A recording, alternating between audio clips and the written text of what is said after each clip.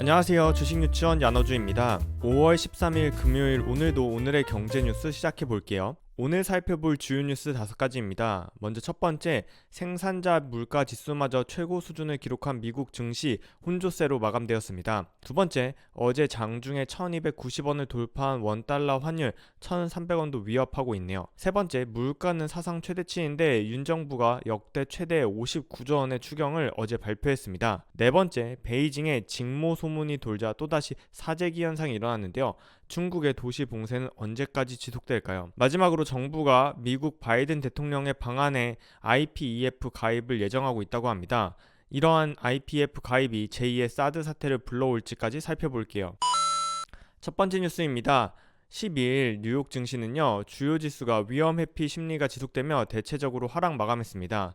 특히 미국의 생산자 물가 지수인 PPI가 예상치보다 높게 나오면서요, 연준의 가파른 긴축 정책이 경기 침체를 불러올 우려에 장중 큰 변동성을 보이다 다우는 마이너스 0.3% 하락, 나스닥은 플러스 0% 상승, S&P는 마이너스 0.1% 하락하며 장을 마감했습니다. 시장의 특징적인 움직임으로는요, 나스닥에서 애플과 마이크로소프트는 2%씩 하락하며 대형 기술주들은 하락한 반면에 최근 급락을 보였던 리비안과 같은 기술주들이 크게 반등하는 모습을 보였습니다. 자, 이날 발표된 4월 미국 생산자 물가 지수는요, 전년 동월 대비해서 11% 증가하며 예측치였던 10.7%보다 높은 수준을 기록했습니다. 다만 전월에 발표된 11.2%보다는 조금 꺾인 모습을 보이기도 했는데요. 식품과 에너지를 제외한 4월 근원 PPI 지수는요, 전월 대비 0.6% 상승해서 시장의 예상치와는 일치했고, 지난달인 0.9%보다는 조금 하락한 수치를 기록했습니다. 자, 미국의 PPI 지수가 발표되자 미국 10년물 국채 금리는 전일 대비 하락해서 2.855%로 마감했는데요. 11일날 발표된 소비자 물가 지수에 이어서 생산자 물가 지수마저 가파르게 오르자 결국 경기 둔화 우려가 커진 데다 가상화폐의 폭락으로 출발한 안전자산 선호 현상 때문에 국채 가격이 상승하고 국채 수익률은 낮아진 것으로 보입니다. 시장의 예상보다 더 가파른 인플레이션에 연준이 더욱더 가파른 긴축 재정을 들어가고 결국 경기 침체를 불러오는 거 아니냐는 우려가 전 세계 위험자산 전반에 퍼지고 있는데요. 위험자산에 대한 기피, 안전자산에 대한 선호가 심화되면서 대표적인 안전자산이라고 할 수 있는 환율도 강하게 오르고 있는 모습입니다. 12일 원달러 환율은요, 전날보다 13.3원 오른 1288원에 마감했는데요. 종가 기준으로는 12년 10개월 만에 최고치라고 합니다. 원달러 환율은요, 장중에는 1290원도 돌파하면서 1300원까지 위협하고 있는데요. 김영렬 교보증권 리서치 센터장은 연준의 고강도 긴축 우려로 인해서 단기적으로 원달러 환율이 1300원을 넘어설 수 있다고 전망하기도 했습니다. 자, 문제는 달러 강세가 이렇게 지속될 경우에 외국인 투자자 입장에서는 환차손이 일어나기 때문에 지속적으로 매도가 나올 수밖에 없다는 것이 문제인데요.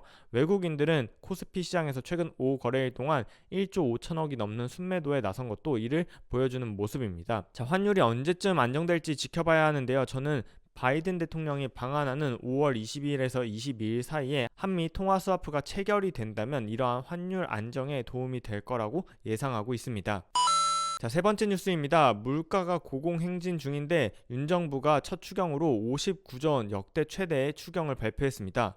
정부는 12일 임시 국무회의를 열고 59조 4천억 원 규모의 2022년 2차 추경안을, 이번 추경안의 핵심은 소상공인 손실보전금인데요. 일반 지출 36조 원의 60%가 넘는 23조 원가량이 손실보전에 쓰입니다. 이러한 소상공인 손실보전금 지원 대상은요, 소상공인과 소기업, 중소기업 중에서 코로나19로 매출이 감소한 370만 곳에 최소 600만원에서 최대 1000만원까지 지급하는 것이 의결된 거죠. 다만 이번 추경으로 인해서 수십조 원의 돈이 또 시중에 풀리면서 물가 상승 압력은 더욱 커질 것으로 보입니다. 물가 상승기에 이렇게 유동성을 푸는 것은 불난집에 기름을 붓는 격이라는 의견이 많은데요. 이러한 2차 추경안에는 저소득층 및 취약계층 등 현금 지급도 포함되어 있습니다. 저소득층은 4인 가구 기준 최대 100만원의 생활지원금을 지급하고요. 이에 해당하는 가구는 227만 가구가 대상이라고 합니다. 또한 저소득층, 청년, 대학생 등 취약계층을 대상으로 20조 원 규모의 금융지원 3종 패키지도 마련되었는데요. 고금리, 변동금리를 저금리, 고정금리로 바꿀 수 있는 대환대출에 지원하는 금액을 20조 원으로 예산을 편성했습니다. 또한 특고 프리랜서에도 현금성 지원을 지급하는데요. 특고와 프리랜서 70만 명에게는 100만 원씩, 택시기사와 버스기사 등 16만 명에게는 200만 원의 소득 안정 자금을 지원한다고 정부는 밝혔습니다. 자, 네 번째 뉴스입니다. 중국 대도시 봉쇄가 언제쯤 풀릴까요?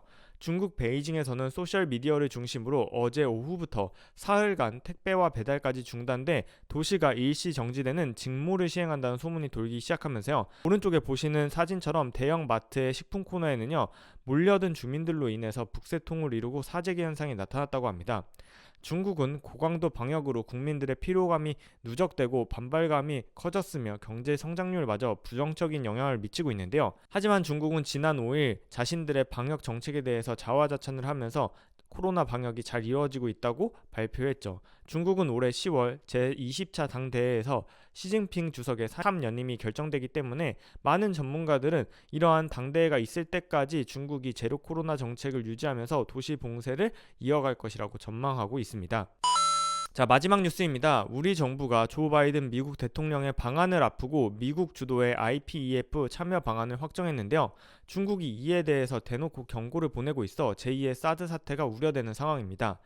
IPEF는 인도-퍼시픽 이코노믹 프레임워크의 약자로 미국이 공급망 안정 등 신규 통상질서 수립을 목표로 내세워서 추진하는 경제 질서인데요. 사실상 중국 견제용 포위망이라고 해석이 되기 때문에 우리나라가 IPEF에 가입한다면 중국의 거센 반발이 예상되는 상황입니다. 실제로 중국의 기관지인 환구시보는요, 지난 10일 사설에서 한국이 중국 봉쇄 진영에 합류한다면 필연적으로 한국의 이익을 해치고 한국의 경제 발전 기세에 손해가 될 거라고 경고하기도 했습니다. 자, 13일에 나온 산업연구원 보고서에 따르면요, 만약 한국과 중국 간의 무역 갈등이 발생한다면 한국 경제가 입는 피해가 중국의 6배 이상이라고 분석하기도 했는데요. 자, 중국은 지난 2017년에 사드 사태에 대한 응징으로 비공식적으로 단행된 한학령으로 인해서 우리나라의 엔터테인먼트, 관광, 뷰티 업계 등이 큰 타격을 입었습니다.